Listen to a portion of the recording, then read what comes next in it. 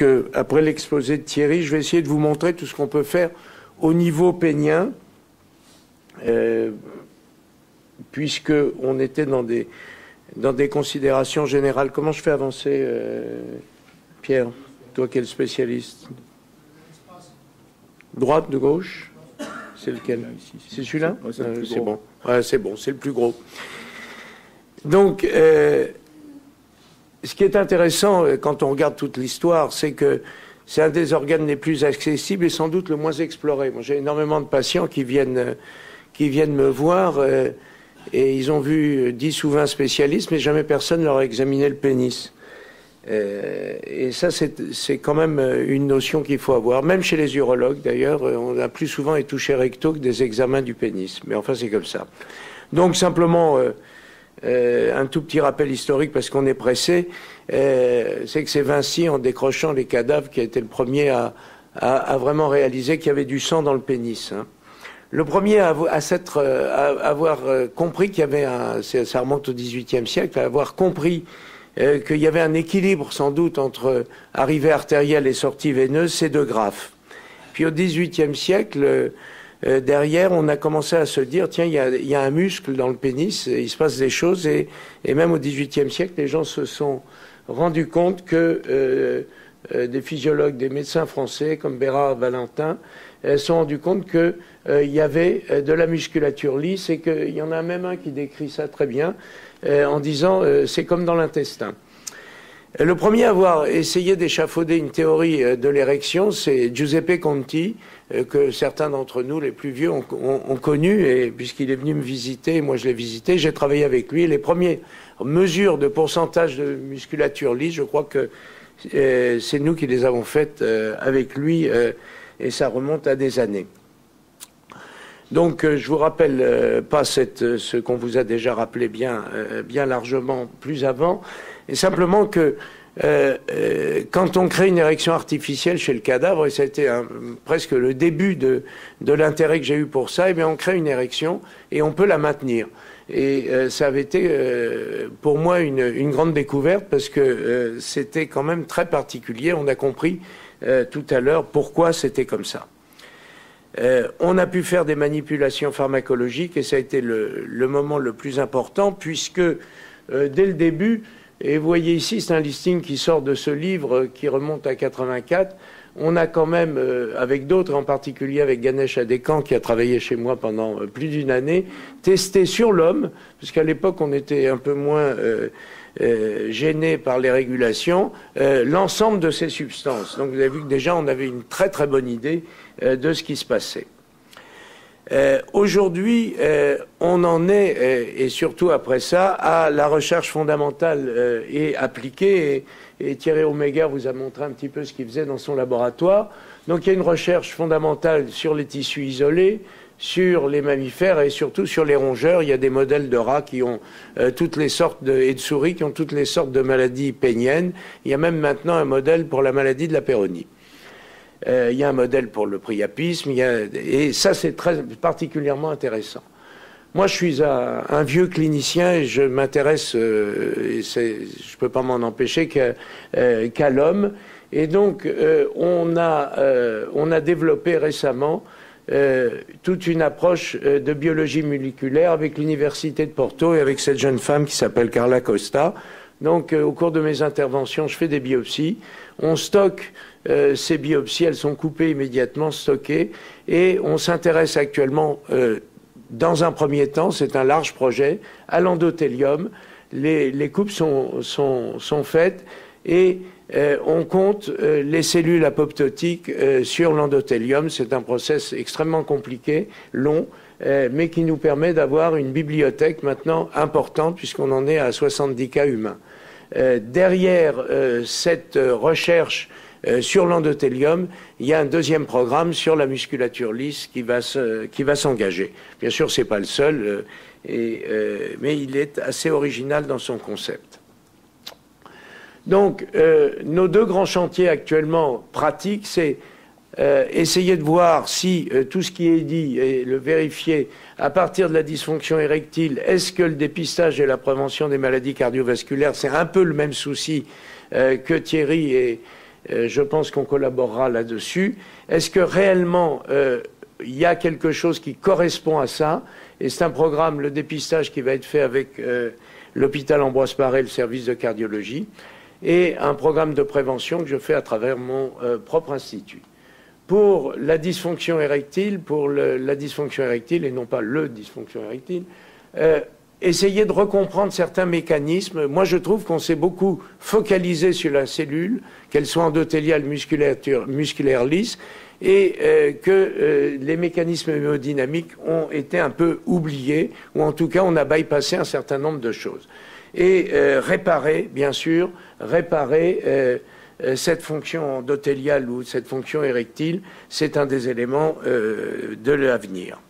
Alors, je ne vous remets pas ça, c'est simplement, puisque vous l'avez vu sous un autre mode, il y a deux grandes voies, c'est ce qu'il faut reconnaître, il y a deux grandes voies d'activation de l'érection, la voie du NO, la voie qui passe par les muscles parasympathiques et par donc la NO synthase neurogène, et puis la voie vipergique avec les prostaglandines. Et donc, cette voie, grossièrement pour vous, elle s'active par les inhibiteurs des phosphodiestérases sur le plan thérapeutique. L'autre voie est activée quand vous faites une injection intracaverneuse. Mais les deux voies, comme le disait Thierry tout à l'heure, et je crois aussi Pierre Desvaux, c'est pas séparé, ça travaille en synergie. Quand l'une ne fonctionne pas, l'autre peut prendre le relais sous certaines conditions. Alors, donc,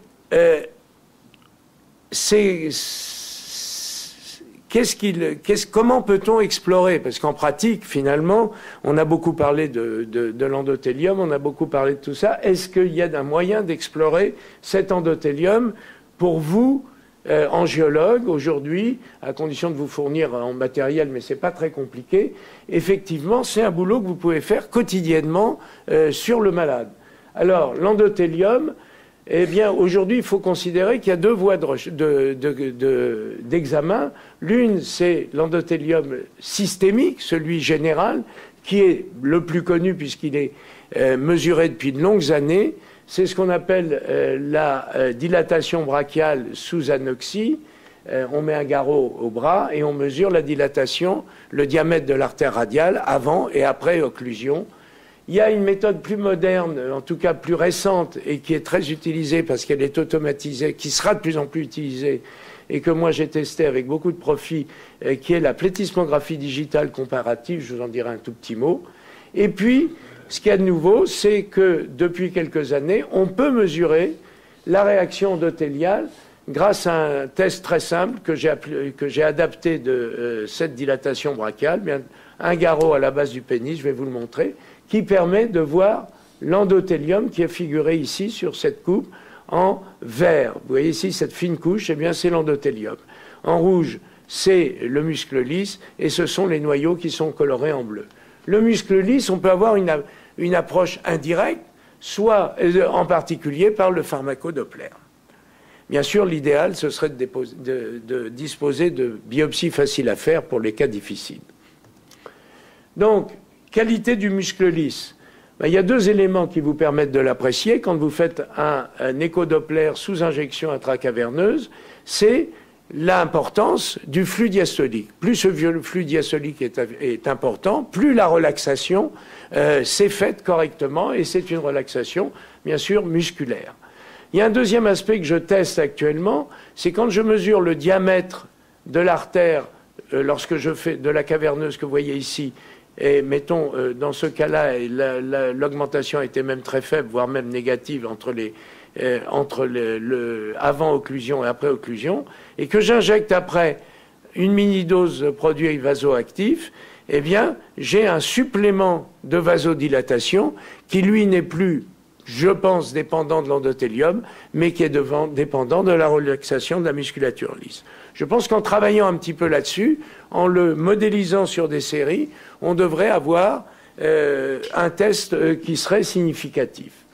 La deuxième chose, et là j'ai demandé à Pierre-Jean Touboul de nous aider dans ce domaine, c'est d'essayer sur les éléments Doppler que l'on recueille en échographie après injection intracaverneuse, d'essayer de voir par l'étude de l'aspect du corps caverneux, un rapport entre le remplissage et la structure, si l'on ne pourrait pas avoir également une notion automatisée de la quantité de sang qui est rentrée par rapport à un moment de l'examen. Pour ce qui est de la qualité de l'endothélium, le test lui-même, ce qu'on appelle le shear stress, qui constitue à mesurer l'impact qu'a la levée de l'occlusion au moment où le flux sanguin pénètre de nouveau dans l'artère qui a été occluse. Il est dépendant, dit-on, pour environ 60% à 70% d'après les études, de la quantité de NO qui est relâchée localement. Alors, aujourd'hui, et en pratique courante chez moi, et ça peut être réalisé très facilement, donc en consultation pratique, on peut faire d'une part ce que j'ai appelé le penile NO release test, vous avez tous lu dans le journal des maladies vasculaires, je suis sûr, et qui est très simplement réalisé. On prend le diamètre de l'artère caverneuse au repos, on place ce petit garrot qui ne fait pas plus de 5 cm, ces garrots de nourrisson qui sont parfaitement disponibles partout, et on mesure le diamètre après. Vous n'avez pas besoin d'avoir la couleur, là c'était pour faire joli, mais ce qui est important, c'est d'avoir le diamètre à plusieurs endroits précis de cette artère. Et un abac que je vous montrerai, ou enfin que je pourrais vous expliquer, nous fait dire sur un nombre de cas normaux, en tout cas sans dysfonction érectile, qu'en dessous d'une valeur de 1,45, eh bien, il y a une dysfonction endothéliale plus ou moins importante. De la même façon, avec cet appareil fabriqué par une petite firme israélienne, vous avez, par plétismographie digitale, le même test qui peut être réalisé par comparaison. Vous voyez ici, donc on mesure l'état basal, puis on occlue un des doigts et on mesure la réaction hyperémiante. Et la dysfonction endothéliale est avérée quand c'est à moins de 1,67, ça a été validé par les gens de chez Framingham, et elle est normale quand c'est supérieur à 2,1, entre les deux, il y a une zone grise.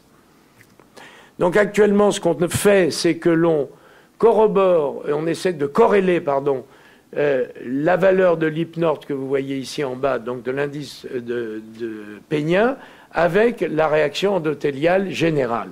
Et vous voyez que c'est, première chose intéressante, que c'est pas toujours corrélé. Et donc, ce que je subodorais, c'est que vous avez des gens qui ont une dysfonction endothéliale systémique, et vous avez des lésions spécifiques péniennes, comme il y a des territoires vasculaires qui sont atteints et d'autres qui sont jamais atteints dans la maladie vasculaire. Vous voyez, quand le taux est normal, par exemple ici, pour le RHI, il y a un certain nombre de ces patients qui vont avoir un taux normal de RHI, mais par contre un hypnorte bas ou inversement. C'est ce qui se voit particulièrement, et c'est un cas d'étude qui nous intéresse beaucoup, après les prostatectomies radicales. On a montré ça au congrès d'urologie l'autre jour, c'est que les gens ont un hypnorte effondré après la prostatectomie radicale, mais ils gardent une dysfonction, donc c'est une dysfonction endothéliale spécifique. La question, est-ce qu'au niveau vasculaire, on pourra avoir des stades de dysfonction endothéliale pénienne avant d'avoir des anomalies générales? Simplement, c'est pour vous encourager, vous dire qu'il y a un test spécifique pénien qui doit être mis en concurrence et aussi en collaboration avec l'appréciation générale de la dysfonction endothéliale. Alors ça mérite des études plus longues, mais on est en train de préparer une série qui comporte plus de 350 cas actuellement. Donc, le calcul de cet indice se fait par la différence entre le diamètre après occlusion et avant occlusion, plus le pourcentage d'augmentation auquel on ajoute le chiffre 1 sur 2 pour avoir un indice qui est là. Vous voyez qu'ici, on a corrélé, dans cette étude qui n'est pas encore publiée, mais qui est en train d'être travaillée, on a corrélé ce test HypNor avec des cas de dysfonction érectile, l'absence de dysfonction érectile, les patients fonctionnels, c'est-à-dire sans atteinte organique, et les atteintes organiques croissantes, et c'est assez démonstratif, et ça s'est répété sur plusieurs études différentes. Donc, ce qui a été intéressant dans l'étude qu'on a fait, que j'avais montré brièvement l'année dernière, que je vous remontre ici, c'est que ce PNORT, quand il est très bas, il est corrélé avec le nombre, avec la densité de cellules apoptotiques. Alors, dans une coloration très spéciale, préparation qui s'appelle le tunnel AC, ne me demandez pas comment ça se fait, parce que ça, je ne suis pas compétent, on peut voir, vous voyez ces noyaux verts, ce sont les noyaux de l'endothélium et qui sont devenus apoptotiques. Et vous voyez ici ceux qui sont jaunes et bleus, ils sont en voie d'apoptose. Est-ce qu'ils vont mourir complètement ou pas? Et donc, sur des pièces anatomiques prélevées au cours d'intervention pour implant, donc ce sont des malades qui ont une grosse insuffisance érectile en général, eh bien on a mesuré cette densité. Et puis on a pu la comparer à 5 patients qui étaient opérés pour des problèmes non érectiles, mais qui avaient autorisé à ce qu'on leur prenne un petit morceau de tissu érectile. Et vous voyez que le PNORT était très élevé, ce sont des pourcentages d'augmentation qui sont notés ici, dans ces cas étaient beaucoup plus élevés, et surtout leur quantité de cellules apoptotiques était nettement plus basse. Le seul patient qui échappait à la règle ici était un patient qui avait une fonction érectile normale, mais encore normale, mais qui était un gros fumeur et qui avait déjà un IPNOR qui était bas. Alors, de ceci actuellement, on a tiré d'ailleurs une espèce de synthèse et d'algorithme du résultat de nos examens. Donc on fait le PNORT en première intention pratiquement à tous les patients qui consultent pour dysfonction érectile. Ça se fait en 6 à 7 minutes, 10 minutes tout bien pensé. S'il y a une dysfonction endothéliale pénienne, on va faire un pharmacodoppler. S'il y a une atteinte artérielle, on va engager les mesures préventives, c'est-à-dire coroscan, et on en profite pour faire en un seul temps un angioscan pelvien, ce qui nous permet de revenir sur l'anatomie érectile, sur l'anatomie des vaisseaux qui vont au pénis et qui en sortent. Et si le coroscan nous indique qu'il y a une anomalie coronarienne significative, eh bien, on fait une échographie à la dobutamine ou une épreuve d'effort. Moi, je préfère l'échographie à dobutamine. Et donc, on a là le diagramme clinique, l'application de ce que vous disait Thierry Omeguer tout à l'heure. De l'autre côté, s'il y a une dysfonction pénienne isolée sans atteinte artérielle, une dysfonction endothéliale isolée sans atteinte artérielle, fuite caverno-veineuse, on suspecte et si le pharmacodoppler nous montre une fuite caverno-veineuse, on va faire cette fois-ci un cavernoscan isolé pour chercher s'il y a une anomalie de drainage, éventuellement une indication chirurgicale rare, ou bien si tout ça est normal, eh bien on va dire que c'est quelque chose qui se passe au niveau de l'endothélium, et à ce moment-là, je vais vous montrer ce qu'on peut proposer aujourd'hui en protection et en traitement éventuel. Alors ici, rapidement, 2 images de ce qu'on peut obtenir par des cavernoscans maintenant sous érection, bien sûr, sous injection intracaverneuse préparatoire. Et vous voyez ici un drainage probablement anormal à partir de la veine dorsale profonde dans une veine externe. Et puis là, un autre cas aussi. Alors ces cas sont difficiles à analyser, il faut faire tout le contexte clinique, mais c'est pour vous montrer qu'aujourd'hui, l'imagerie révolutionnée par l'utilisation de la numérisation vous permet d'aborder des problèmes et de revisiter, pour employer ce néologisme horrible, l'anatomie de ce qu'on avait vu autrefois et qu'on a un petit peu abandonné, ce que je regrette. Donc, pour répéter ce que l'on disait, les 2 grands chantiers actuels, dépistage et prévention. Donc, ce que je recherche, moi, c'est la réalité de l'atteinte coronaire dans la dysfonction érectile, parce que ce qui me frappe, c'est que je n'ai pas les mêmes, ayant un suivi très important de patients sous injection intracaverneuse, j'ai pas l'impression qu'il y ait autant d'atteintes coronaires que veulent bien le dire les études que nous ont montré les Italiens en particulier. Deuxièmement, le pourcentage de dysfonction érectile sur des grandes séries et les facteurs de risque vasculaire, ça va être fait en brosse-paré sur le malade tout venant qui viennent en dépistage systématique. Et la dysfonction érectile chez les coronariens, on va faire des études précises chez les coronariens avec un IEFF simple, mais en mesurant exactement quel est le degré de l'atteinte coronarienne. Ça va être fait également en Ambroise Paré et à Marie-Lannelongue avec Jean-François Paul. Comprendre les mécanismes, je voudrais qu'on reprenne l'anatomie vasculaire du pénis parce que on a un petit peu oublié que les vaisseaux peuvent être bouchés, qu'on peut aujourd'hui les déboucher, on peut déboucher de toutes petites artères, on le fait jamais, et je ne vois pas pourquoi on ne reprend pas ça. Et puis bien sûr avec l'université de Porto, la poursuite de l'étude cellulaire. Et puis réparer les lésions vasculaires bien sûr, les lésions fibreuses, mais également les lésions cellulaires.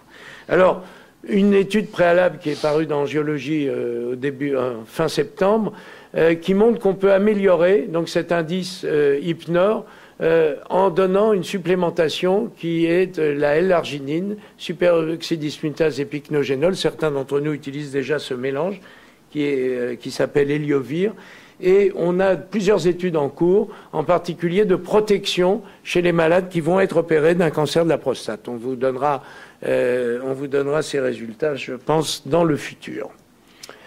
Et puis ce qu'on fait également, qui est aussi expérimental, qui vient de débuter, j'ai 3 cas à vous proposer, mais c'est pour vous dire qu'on peut faire des choses importantes, c'est ce qu'on a appelé biostimulation. Alors qu'est-ce que c'est?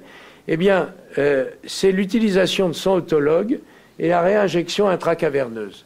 Alors, on sait qu'en mobilisant les cellules endothéliales, on peut aller réparer un endothélium.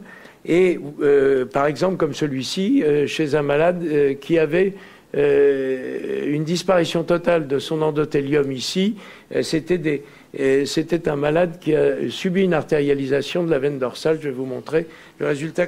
En pratique, qu'est-ce qu'on fait? Je vous montre, c'est tout à fait nouveau et expérimental. Eh bien, on prélève du sang au patient, ça peut se faire au lit du malade si on a une salle propre. Eh bien, on lui prélève du sang, ce sang est centrifugé et pendant 10 minutes et on active avec du chlorure de calcium le sérum qu'on récupère, qui a été séparé des globules rouges, et ce sérum va être injecté à plusieurs endroits du corps caverneux. Avec quel but? Avec l'idée de provoquer une attirance de ces IPC de manière à recréer du tissu érectile. Alors on a mis un protocole au point, et vous avez un premier malade qui a été fait dans ce temps-là, dont on a les résultats. Il y en a plusieurs qui sont en cours de route. Voilà un homme de 45 ans qui avait un IEFF très bas. C'était un homme d'origine africaine, pas de facteur de risque artériel, une fuite caverno-veineuse objectivée. On a fait un diagnostic, il voulait absolument un résultat, on n'avait pas de résultat par les injections intracaverneuses. On lui a fait une artérialisation, mais on a obtenu qu'un résultat partiel. Les injections restaient nécessaires, ça l'ennuyait beaucoup. Donc je lui ai fait 4 séances de cette technique, espacées d'à peu près 3 semaines, 1 mois. Le patient était préparé avec cet héliovir, cette L-arginine, et avec un dérivé qui s'appelle le Real Build. C'est un produit qui est importé des États-Unis et qui a été mis au point par un Français qui s'appelait Beljanski et qui est utilisé pour réactiver, chez les malades traités pour cancer, pour réactiver les défenses naturelles et en particulier augmenter les plaquettes. Et voilà l'augmentation de l'IPNOR qu'on a obtenue. Et le patient aujourd'hui a un IFF qui est passé de 12 à 19, l'IFF 5, hein, et il a des premiers rapports sexuels efficaces sans auto-injection. Donc ça, c'est... D'autres travaillent sur d'autres domaines, avec les cellules prélevées dans le tissu graisseux, comme mon ami Lou. D'autres essayent de faire de la thérapie génique, comme George Christ et Arnold Mellman. Mais j'ai choisi ce procédé parce qu'il est simple. Il ne demande pas d'autorisation pour réaliser un essai clinique, puisque c'est du sang autologue. Et donc, on va voir ce que ça donne. On vous apportera les résultats bientôt. Voilà. Voilà ce qui est fait actuellement en pratique courante. Donc je voudrais remercier tous les gens qui participent à ce grand programme parce qu'il est long. Ici, ce sont les permanents de mon institut. Ici, c'est l'équipe d'urologue avec Marc Galliano qui m'a rejoint cette année. Et les aides, mon anesthésiste. L'équipe de radiologie sous la houlette d'Alain Dana avec Brigitte Martin pour les IRM et Jean-François Paul pour les scanners. Et puis le groupe de cardiologues de l'hôpital Ambroise Paré, et puis Carla Cossa qui travaille à l'université de Porto. Et je vous invite à venir voir la suite de ces résultats et du programme à la journée médico-vasculaire que le GELEV organise à Paris, donc au mois de septembre. Je vous encourage tous à venir nous y rejoindre. Voilà, je vous remercie.